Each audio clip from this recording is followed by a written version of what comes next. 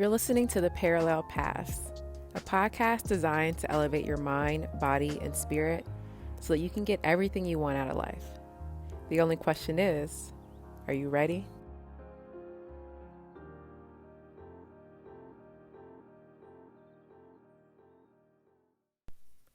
Do you have a business or looking to start one? Establishing your online presence is key. Bluehost makes it quick and easy to get your website up and going, making it an ideal solution for beginners with its fast loading speeds and variety of features. Powering over 2 million websites, Bluehost offers a full range of hosting services, SEO, and much more, all at budget-friendly prices. Sign up today for web hosting as low as $3.95 per month. Click our link in the show notes for instant access to this incredible deal. Welcome back to the Parallel Paths podcast. I'm your co-host, Nikita Moore. And I'm your other co-host, Blair McClendon. And we're continuing with our season theme of how we can continue to heal the Black community. This episode is all about eliminating those distractions. So Blair, go ahead and let us know what eliminating distractions means and why it's important. I mean, a distraction would be anything inhibiting you from reaching your highest self. So, in being the best version of yourself. So, I mean, that could be watching TV, watching Netflix, surfing the internet, scrolling on Instagram, playing on your phone too much, like whatever. I mean, anything that keeps you from working on your purpose. And it's funny because last night I was reading this book, I'm not with the title out yet, but it basically was saying like there is, speaking to the Black community specifically about our power and our true history and how we live in a system that's designed to keep us in particularly distracted. So initially it was us not being, once we were brought up here as slaves, us being denied access to reading, because if we were to read, we would be able to understand the truth of who we are.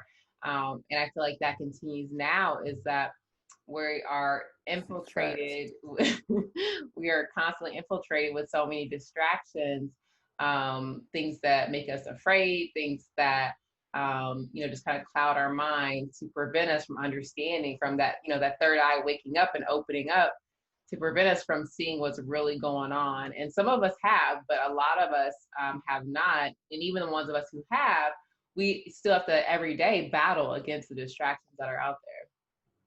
Yeah, that's facts. I mean, you just brought up a couple more that made me think of a few more, but I mean, advertisements, commercials, political propaganda, everything else that comes with that. So it's a bunch of distractions when you really think about it, even the food that we eat. And I know you probably hear me, like if you listen to the show, like you probably hear me say minimize your distractions. And I always talk about food being your fuel. Food is a distraction for people. So if you consume too much sugar, that's an addiction. That's the world's most powerful drug. So if you're somebody like myself, who used to suffer from having a severe sweet tooth, that's a distraction. The sugar is taking you away from the focus and the energy that you could be using elsewhere.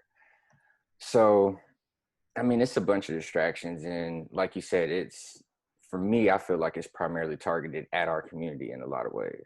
Mm-hmm. Yeah, there's recently I was watching this I guess it's like a documentary, whatever. It's on Netflix, called The Social Dilemma. And it talks about like a lot of people who work either for like Facebook, Google, Instagram, and a lot of them were no longer working there because they realized this tool that they had created was now becoming this thing that was pulling people out of their lives. Like, because it's thinking for you. So all these algorithms have been created to think for you. So you're just following along whatever this algorithm is telling you to do based off of your previous behaviors. So it's never allowing you to expand your mind, which is what we're all here to do, is to gather information and expand our consciousness, our awareness. And like Blair said, the foods that we're eating that cloud our mind, that bog down our body, that make us sick.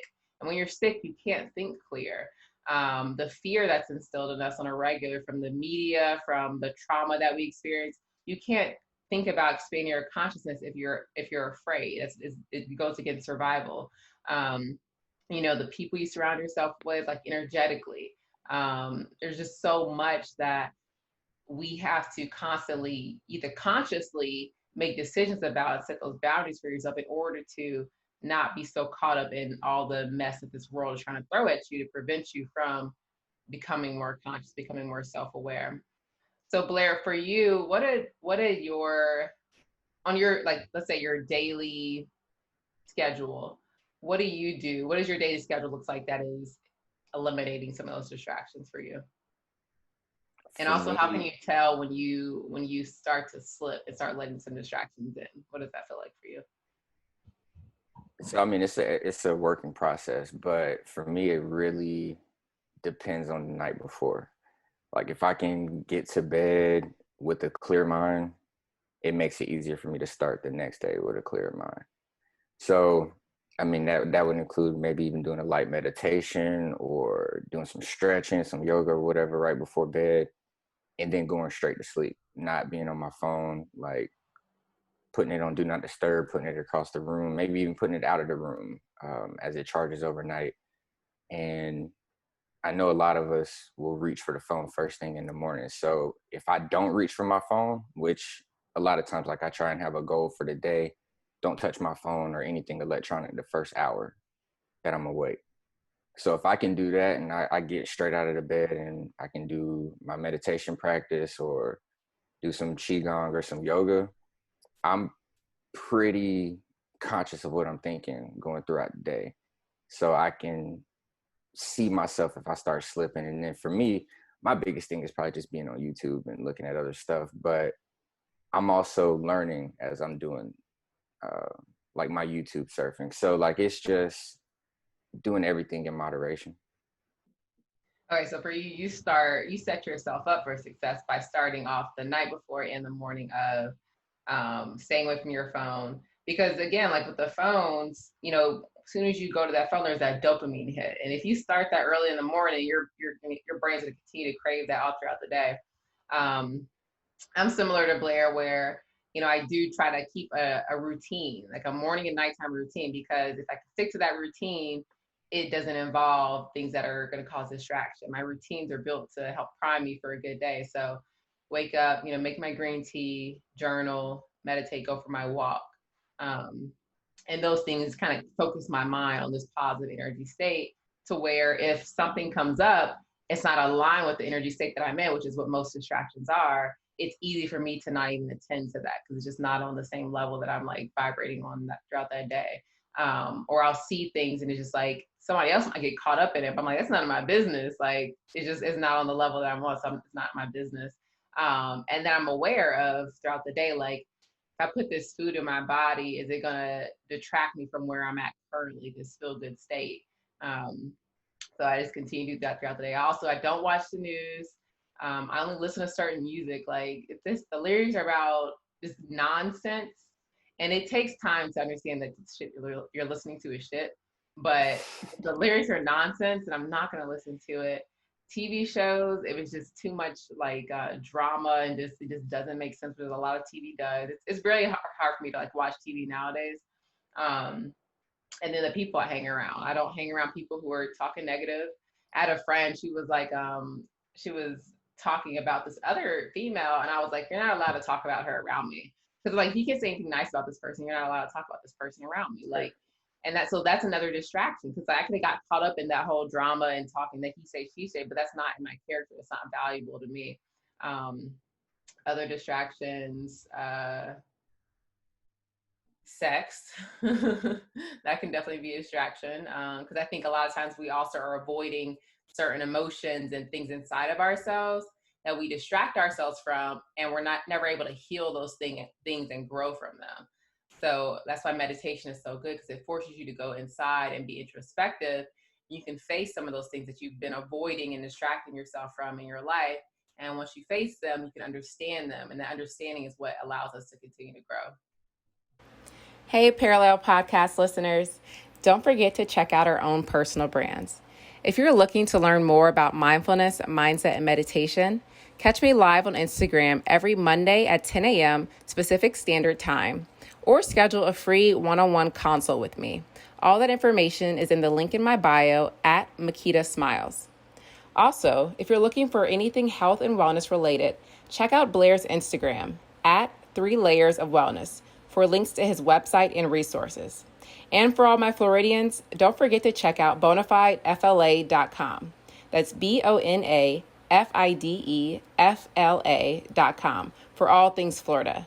You can find all of this information in the show notes as well. Now back to the show. Yeah, that's facts. You kind of alluded to it, but it's your diet on all levels, like everything that you're putting in your body, from stuff that you're watching or looking at, listening to, eating. It all plays a factor in the focus or distractions that you have. And I mean, you really hit on something too with the music. I didn't realize at an early age how much music was programming me.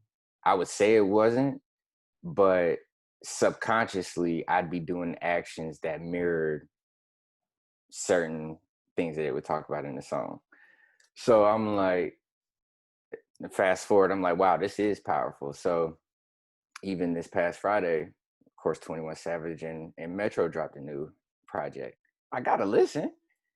So start listening to it, and the skits with Morgan Freeman, I feel like were super dope. And then he goes into his first song, Beat Crazy, all this type of stuff. Everything that you would typically expect or look for. But then as the album kept playing, he's still, I mean, the title is Savage Mode too, but he's in that type of mindset. So like, it's nothing that's benefiting me. So I find myself easily cutting that off or being like, nah, this ain't for me. So like, I really curate my playlist and everything that I'm doing on a daily basis toward how I want to feel now or in the future.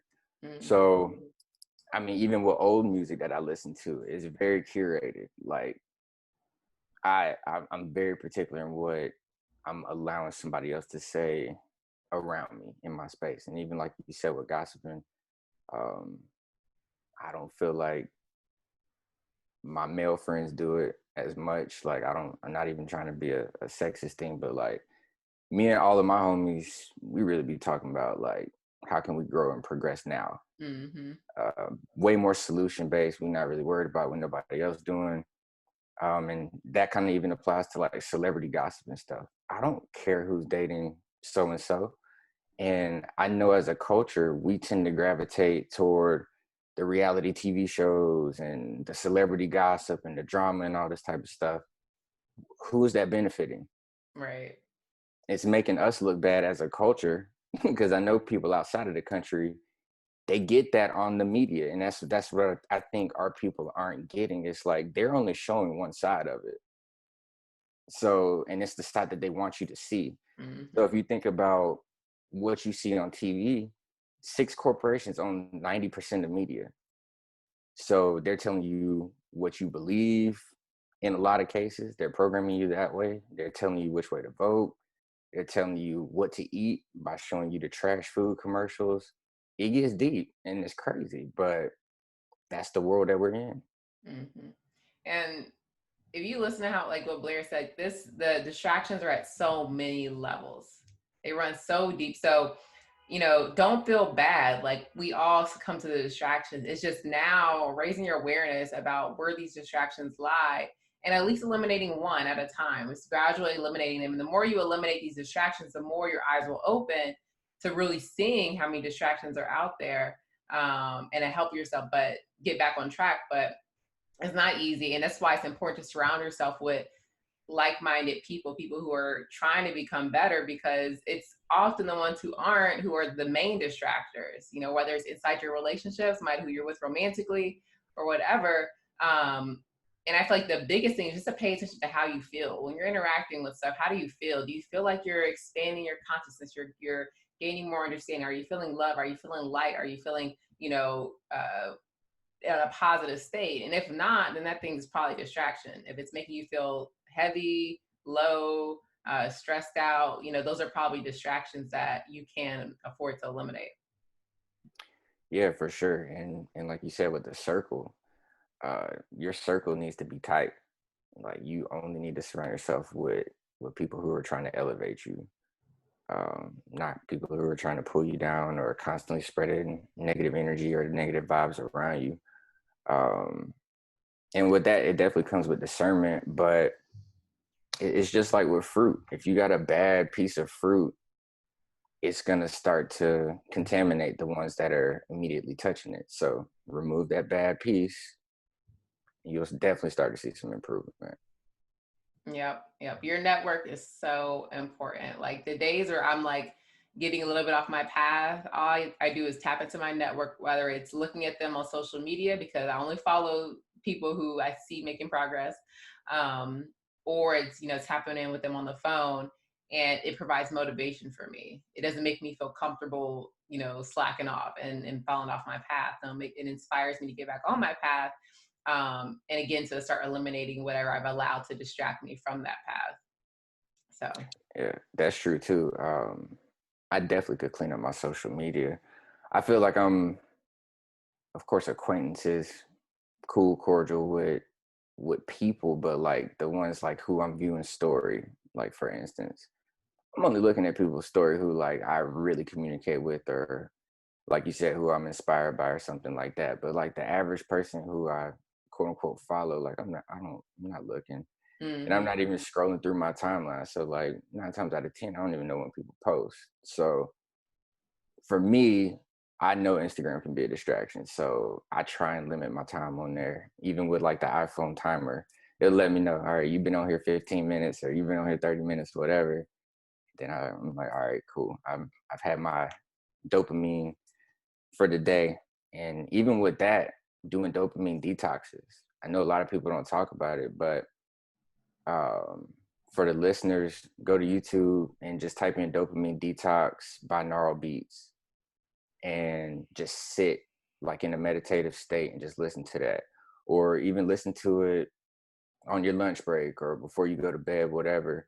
But it's such a calming and clearing type of white noise that you really have to experience it and like kind of zero out to fully know what I'm talking about. But trust me, it's definitely beneficial from the constant detox and the cravings that we get for it throughout the day with the Instagram likes or whatever it may be, the sugar or whatever it is that's going to give you that little boost of energy. Mm-hmm. And one thing to always keep in mind is that any change you're making is going to get harder before it gets easier. So the moment you start, you set that intention to eliminate some of these distractions. Expect them to come harder. Expect friends to to get to be like, why are you doing that, or why you don't want to hang out and all this stuff. So expect all this stuff to happen. It's just part of it. A part of this process and healing yourself and healing your community is understanding who you are and what you're here for. And in order to do that, you have to cut out some of the chatter, some of those distractions. And some people aren't going to like that because it's going to feel like you're cutting them off and they're going to take it personally. And if they don't like it, then you probably shouldn't be around them in the first place because that means they don't understand your journey and they don't understand this thing. So you can put them on the back burner and come back around to them once they figure their own selves out. That's facts. I always ask just the universe, remove all things that no longer serve my highest good, whether it be people, places, things, you name it. And it's worked. So again, like the energies that fall off create space for new ones to come in. So I never look at anything as a loss. Like it's just that time has been served and it's on to the next thing. So Yeah. And a part of this is discipline and faith. So like, me and Blair had conversations about there's a certain person in my life who I to be cutting off. And I have to execute some discipline in order to remove that person from my life, if they're, or at least in the capacity that they've been in my life, that's no longer serving me. So sometimes it's going to suck, but ultimately, when you think about what you're ultimately working for, always think about that image. It's like a little kid he's like holding onto a teddy bear, like a little one, and then Jesus is right there in front of him with a bigger one behind his back. And I think it's just a perfect metaphor where like you have to be willing to let go of these little things that are no longer serving you in order to have that faith, that something bigger is headed your way. So yeah, that can definitely be the difficult part in figuring out how to surrender, like how to let things go. And again, it's been a process over the past few years for me. But like, I mean, even the big example that comes to mind is when I took the leap from working in corporate to being a full-time entrepreneur. A lot of people were like, "Oh, you're crazy! Like you're giving up a salary job and this and that." And I'm like, "But I'm getting all the signs from the universe. Like it feels right. So my intuition is telling me to do it." So it's like I don't know what's on the other side of it, but I have the faith and belief that everything is about to work out. And even if it is challenges, it's just learning experiences. So you have to be willing to see what others aren't seeing and stick to that. Um, just stick to your vision. Nobody else can see what you see. And I think this is a perfect way to wrap up this episode, because in order to be able to get to that place that Blair was in, to where he was able to receive that vision and feel that confidence and to act on it, it requires eliminating those distractions. You have to eliminate the distractions so you can hear and receive the guidance that is always there for you, always leading you into the right direction of your perfect life. It's always there. It's just that we have to relieve ourselves of these systematically placed distractions. So this is a game board that we're all playing on. There are tons of distractions that have been placed here on purpose. So our job is to eliminate those distractions. And like Blair mentioned, some of his ways are by not being on his phone so much, doing the dopamine detoxes. We'll put the link in the show notes for that as well. And what were some of the other distraction eliminating steps you mentioned, Blair? I can't remember, but get outside, go be in nature, get some sun, go take a walk, go exercise, read a book. Monitor what you listen Yeah, to, what you're consuming as far as like food, people you're hanging around with, television. for sure. Write down your goals, script your day, script what you want the future to look like. Um, Visualize, like learn how to meditate. Just learn some different things, learn some new skills. Mm-hmm. Pick up something that you've always wanted to do. This is the time. Yep. And just emphasize again, Blair mentioned like set a schedule, like having a plan that helps you to recognize when you're being distracted. Because if you don't have a plan, then you don't know when you're being distracted. You don't know when you've fallen off track. So have a plan, set some long-term goals. If you need to learn how to strategically plan, hit me up. It's something that I do. I think Blair, you also do goal setting stuff with your clients. But have a plan, that way you know when you are, falling off of your track. All right, Blair. Anything else for the people? No. Of course, as always, have a good week. Peace, love, and light, family. Yes, love and light.